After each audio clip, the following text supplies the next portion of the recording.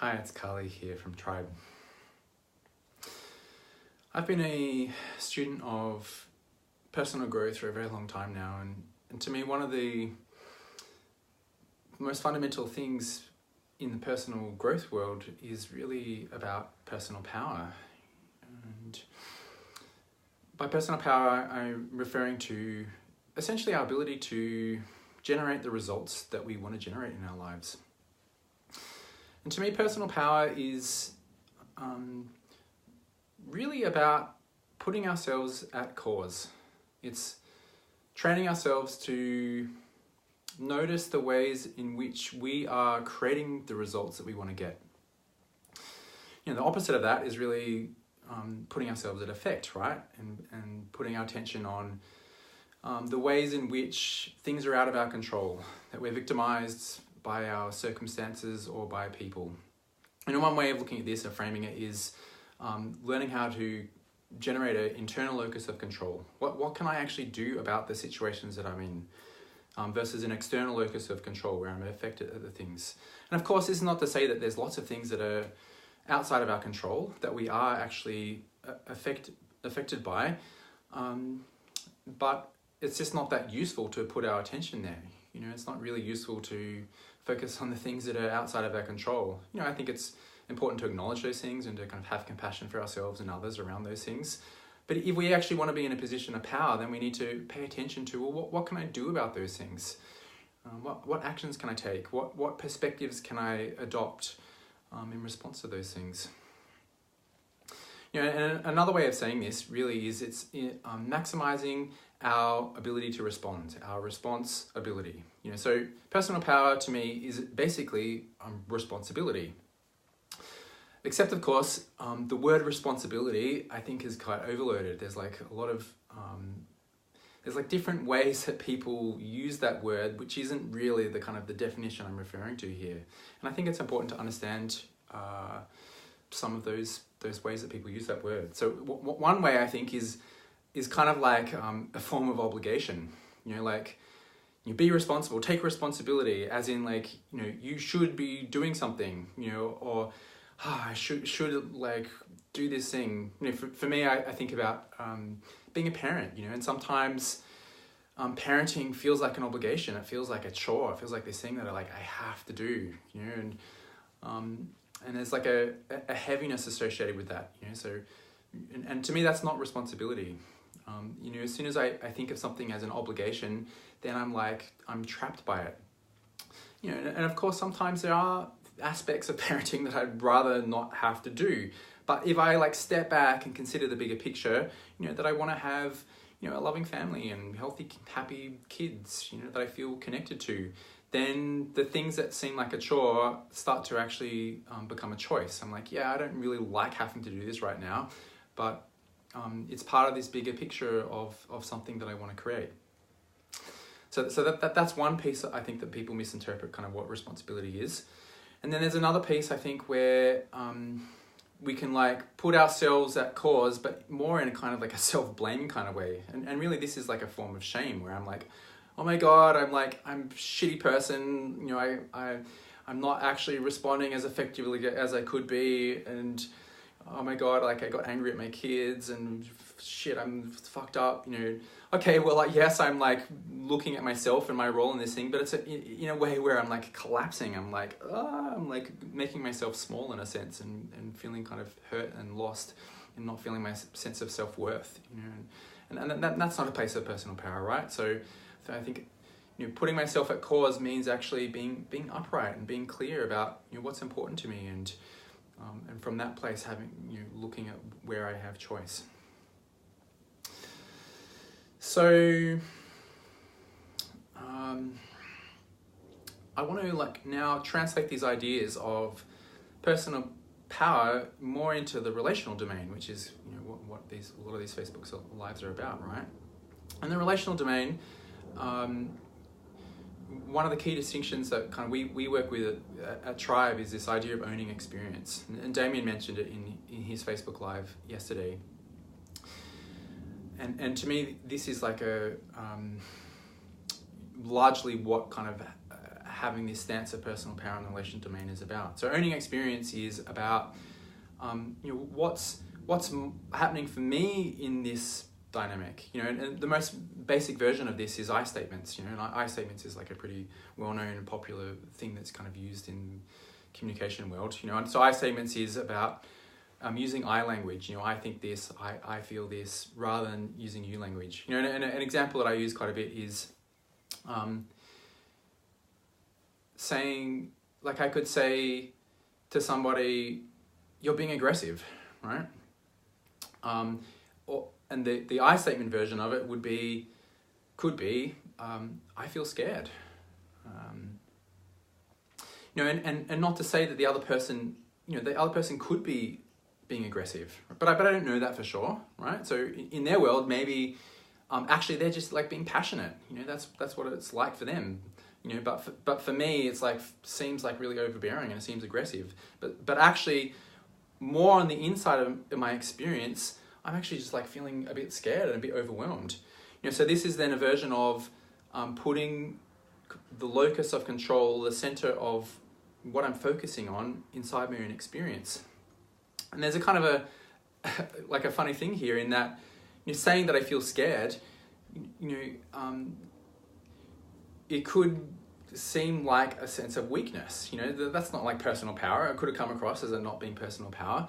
And of course, there is the collapsed shame version of that where I go into like, oh my God, I'm scared.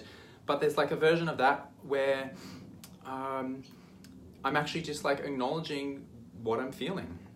Actually, just like an aside here, one thing that I think is really important to be aware of is that, a lot of the time I don't choose what I feel. My feelings actually happen to me. Like I certainly have choice. I can shift my feelings. I can shift my physiology and I can shift what I'm paying attention to help shift my feelings. But a lot of the time, I just feel things that come up based on stimulus that's come at me, and I haven't chosen those things. So I might feel scared. I didn't choose to feel scared, but I am. And if I'm kind of aware of that and owning that, then I have more choice from that place. So relationally, what I could do at that point is I could choose to make a request or set a boundary, like, hey, I'm feeling scared and a bit overwhelmed right now. Could we just like, pause and take a few deep breaths, or let's actually just like stop this conversation right now and kind of take a 10-minute break and come back again, or hey, I'm feeling quite scared right now. You seem a bit aggressive. Can you lower your voice? You're speaking very loud, and I'm like feeling a bit confronted around that. So relationally, these are the types of things that we can do to put ourselves at cause. This is where we can have choice. So these are the types of responses that I could make. If I'm feeling a particular way, I could set boundaries, I make requests, and so on.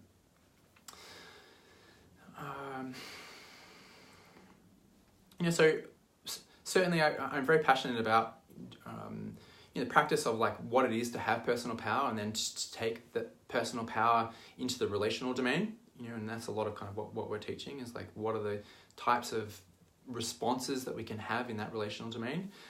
But then what gets really interesting here is that and this is something I feel a lot of care about, and I'm like a big stand for, which is how do we actually like maximize our sense of personal power collectively? So it's not an either or, like I'm in a power position or you are, that we can both be in a power position. So this example of like, I'm feeling scared, and what's the kind of, the responses I can take from that kind of place.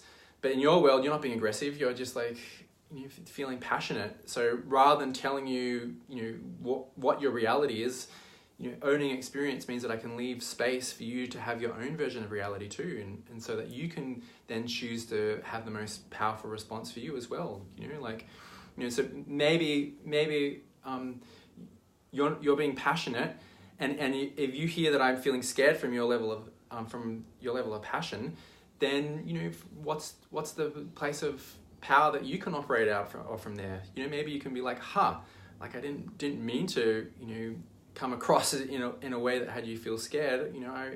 But I do really want to like communicate my passion here, because this point is like super important for me. So let me just like try and like slow down a little bit and kind of be a little bit more gentle in my expression.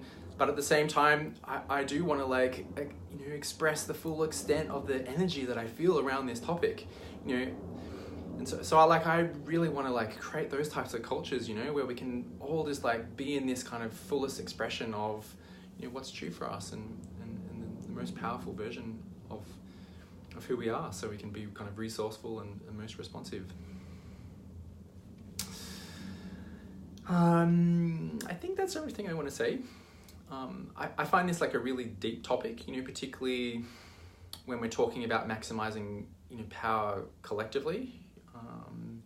And so there are kind of future lives that I'd like to do around this.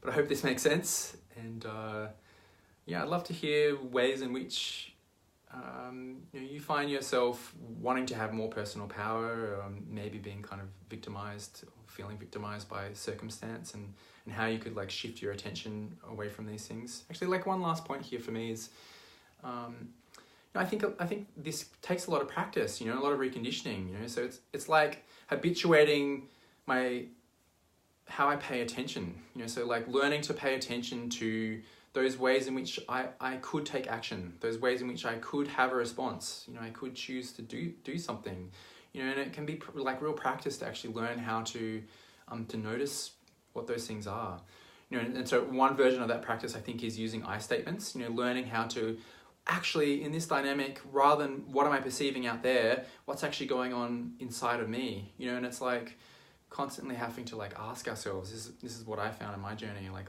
you know, ask myself, what's my experience right now, and learning how to voice that, you know. And so yeah, I think this can take quite a bit of time and can take quite a bit of you know, reconditioning of patterns. You know, one pattern I think about for myself is at the moment, like I can really easily get irritable, you know. And so this is something I don't necessarily like choose, like I was saying before, to have this response, but it's something that comes up for me, you know. And so learning how to like pay attention to what's going on for me, to have a resourceful response around what's happening there. And that might be to like actually buffer my irritability with other people, and maybe just call it out, like, hey, I'm feeling a little bit irritable and I'm sorry for that, and I just like need to take some time to myself to kind of, you know, come back to a more sense of ease. But then there's like the larger picture of that pattern too, of like, why is it that I like have that kind of response? You know, why is it that I get irritable?